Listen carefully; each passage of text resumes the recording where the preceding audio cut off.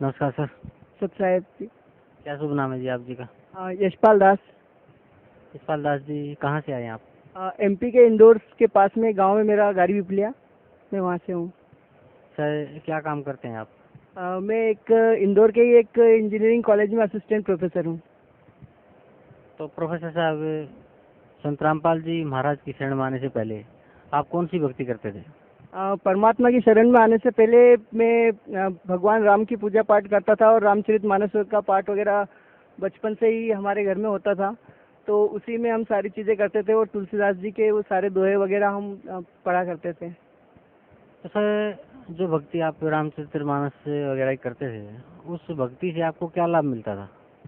उससे जो कोई लाभ नहीं मिला ज़्यादा, और अभी थोड़े दिन पहले ही मतलब इतनी सारी परेशानियां और इतनी सारी प्रॉब्लम्स मेरे साथ हुई थी कि सभी को पता है कि मेरा एक्सीडेंट हो गया था, मेरा हाथ टूट गया था। उसके साथ में मेरी गाड़ी के बार बार एक्सीडेंट हो रहे थे, मेरे हाथ से एक बच्चे के पैर में लग गई थी, उसका भी पैर टूट गया था और मैं बहुत बुरी तरह से परेशानियों में घिरा हुआ था। कोर्ट के भी प्रॉब्लम्स थी क्योंकि गाड़ी का एक्सीडेंट हुआ था, तो कोर्ट के भी चक्कर काटने थे और उस टाइम पे मेरे घर में शादी भी थी भांजी की।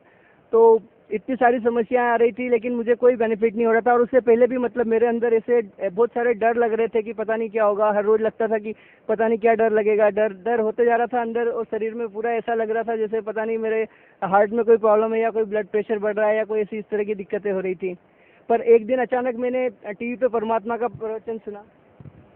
सर, परम संत सतगुरु रामपाल जी महाराज की शरण में आप कैसे आए?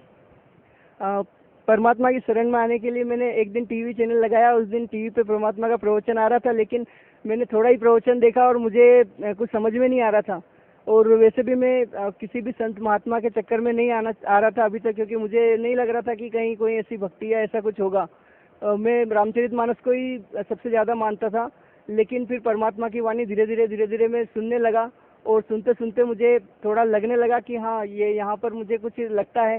फिर मैंने कंप्यूटर पे सारे जितने भी इंटरनेट पे जाके मैंने सर्चेस की, और उसमें मैंने परमात्मा की कबीर सागर और विजयक और उसके साथ में दूसरी और भी पुस्तकें किसी भी वेबसाइट से डाउनलोड की, और सबको डाउनलोड करके जब मैंने सबका पढ़ा तो 2 महीने तक मैंने उन सारी चीज़ों को खूब अच्छे से पढ़ा। और तब जाके मुझे एकदम ऐसा लगा कि अरे, हमारे जो यहाँ पर संत महात्मा जो भी बोलते थे कि राम नाम की डोर पकड़ के चढ़ गई मीरा रे, और ऐसे यहाँ पर जितनी चीज़ें बताते थे, लेकिन एक्चुअल में तो मीराबाई और जितने भी भगत थे ना, गुरु नानक देव जी और जितने इनके बारे में तो जो भी मिला मुझे, वो ये मिला कि ये तो सब परमात्मा कबीर साहब के कारण स्वर्ग में या जो भी सतलोक में गए हैं, और अभी तक हमें सिर्फ इसी तरह से अज्ञान में सारी चीज़ें रखी गई थी। और एकदम से फिर ऐसा लगा कि नहीं, अब तो मुझे चलना चाहिए। तो मैं दौड़ते हुए सेकेंड, बिना रिजर्वेशन के ही मैं यहाँ पर इंदौर एमपी से सीधे मैंने ट्रेन पकड़ी और सेकेंड की क्लास से सीधे यहाँ आ गया, और मैंने यहाँ के नाम लिया।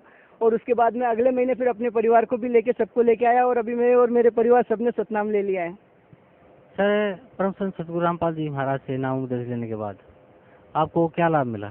परमात्मा की शरण में आने के बाद में अब इतनी आत्मिक शांति हो चुकी है कि अब किसी भी तरह का कोई इस तरह का डर नहीं लगता है, या कोई भी इस तरह की प्रॉब्लम अब शरीर में भी नहीं लग रही है बिल्कुल भी। और मेरी मम्मी को भी पहले ब्लड प्रेशर और हार्ट की प्रॉब्लम थी, उसके कारण निकार्डिया रेटार्टेन और एनाप्रिल एचटी गोली तो मैं हमेशा घर पे रखता था, लेकिन अब 6 महीने से वो उसको भी कोई गोली की ज़रूरत नहीं है, और हम सभी बहुत आराम से सुखी है और कोई दिक्कत नहीं आ रही है। सर, भक्त समाज को क्या संदेश देना चाहते हैं आप? भगत समाज को मैं यही संदेश देना चाहता हूँ कि आप एक बार परमात्मा के प्रवचन सुने, उसके बाद में खुद से डिसीजन लें। आप एक बार सारे इतिहास या जितनी चीज़ें हमारी है कि जितने भी भक्त हुए हैं उनको देखें। किसी भी ऑर्गेनाइजेशन में आप ये देखें कि उस ऑर्गेनाइजेशन में जो लोग जुड़े हुए हैं, जो अपने तन मन धन से जुड़े हुए हैं, उन लोगों का अंत कैसा होता है, या उन लोगों के साथ में बाकी आप ये भी चेक करें कि जितने लोग वहाँ पर हैं वो उनको कितना फ़ायदा होता है। मैं यहाँ आया, मैंने यहाँ पर परमात्मा के वचन सुने, और तब मुझे लगा कि परमात्मा की एक वाणी मैंने सुनी थी कि तन मन धन सब अर्पिए भक्ति मुक्ति के काज, जिनके उर में बंदगी फिर कहाँ इंदर का राज। और इस तरह से अब आपको अगर बाकी जगह अगर आप देखते हैं तो कहीं पर भी आपको इस तरह की ज्ञान या चीज़ें नहीं मिलेगी, क्योंकि मैंने बचपन से पढ़ा था। क्योंकि मैं हिंदी मीडियम स्कूल में रहा था, तो मैंने संस्कृत का एक श्लोक पढ़ा था कि पृथ्वीयाम त्रीणि रत्नानि जल अन्न सुभाषितम मूढ़े पाषाण खंडेसु रत्न संज्ञा विधीयते, कि इस धरती पर सिर्फ 3 ही रत्न होते हैं, जल, अन्न और ज्ञान। इसके अलावा मूर्ख लोग हैं जो पत्थर के टुकड़ों को रत्न की संज्ञा देते हैं। तो यहाँ पर आपको तीनों चीज़ें मिलेगी। ज्ञान यहाँ के अलावा आपको कहीं नहीं मिलेगा। इसलिए आप बरवाला आइए और परमात्मा की शरण में आइए। जी धन्यवाद, आपका बहुत बहुत धन्यवाद। सत साहेब।